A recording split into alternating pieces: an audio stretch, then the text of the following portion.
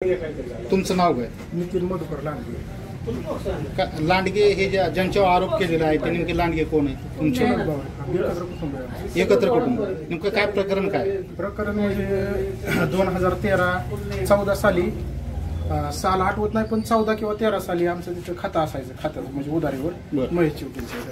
तर ते आम्ही पैसे पाठीमागचं द्यायचं, पुढचं उधार आणायचं असा व्यवहार चालू होता.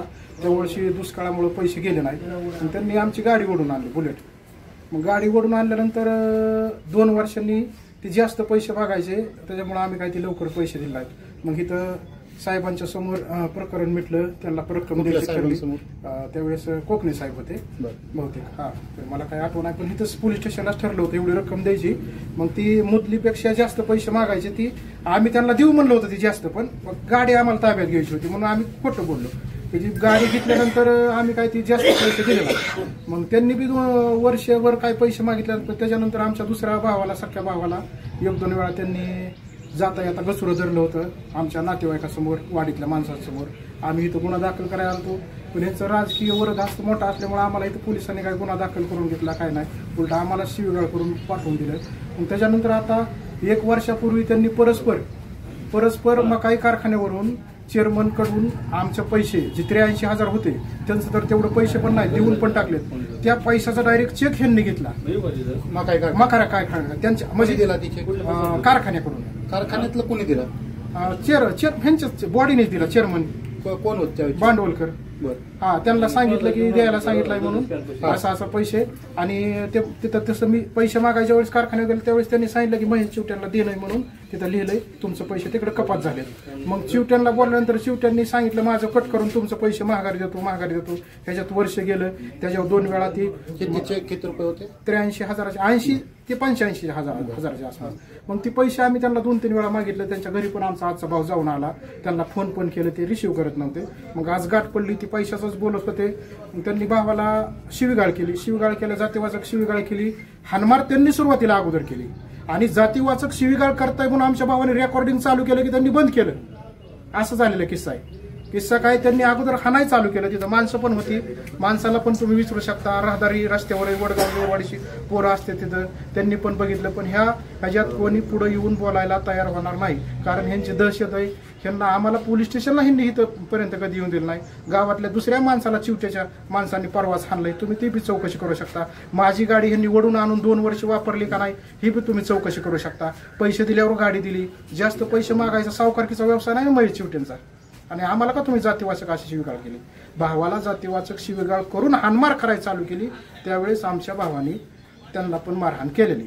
आम्ही म्हणत नाही आम्ही मारहाण केली नाही, आमच्या भावाच्या डोक्याला लागले, तुम्ही बघू शकता.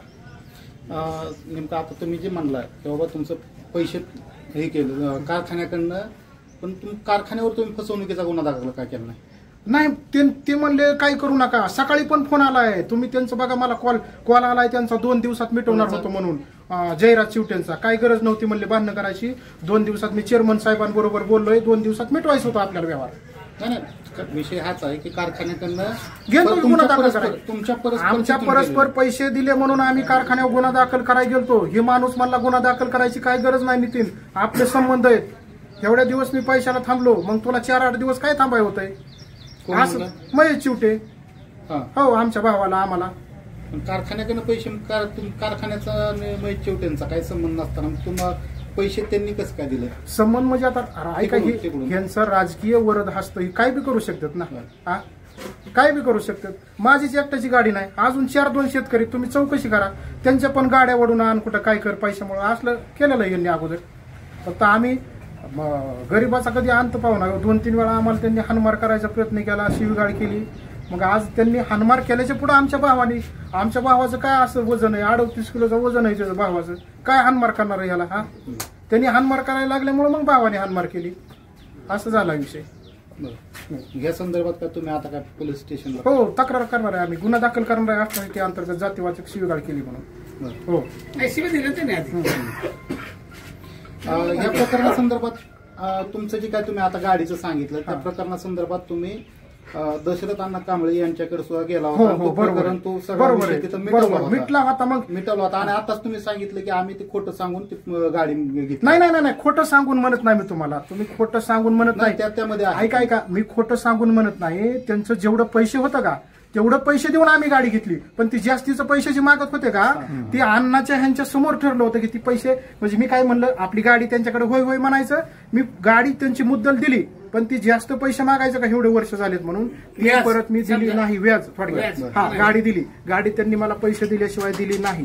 पैसे दिले. परत जे तुम्ही पहिल्यांदा प्रकरण मिटवायला अण्णाकडे गेला हो, होता. हो, दशरथ पोलीस स्टेशनला अण्णांकडे. पण आलतो, अण्णाकडे पण गेलो. मग परत का तुम्ही अण्णांची काय भेट घेतली होती का त्या संदर्भात?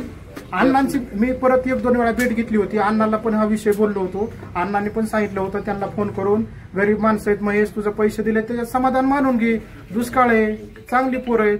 पण ते आम्हाला त्यांनी दुकानात बोलवून पण एक वेळेस घसंडी केली. त्याच्यानंतर म्हणजे आता ही 4था प्रकार आहे आमच्यावर, म्हणजे त्यांनी हे करायचंय का 4था प्रकार आहे. आणि आम्हाला दमदाटी करून हे करून अगोदर पोलीस स्टेशनला यायचं आणि पोलिसांना सांगायचं ही माझ्या अट्रॉसिटी करतात म्हणून, आम्हाला दमदाटी करतात म्हणून. त्याच्यामुळे आम्ही काय करायचो, इथं पोलिसांची पण भीती आम्हाला 2-3 वेळा, म्हणजे इथं माघारी गेलो आम्ही. अण्णांना पण सविस्तर किस्सा माहिती आहे सगळा.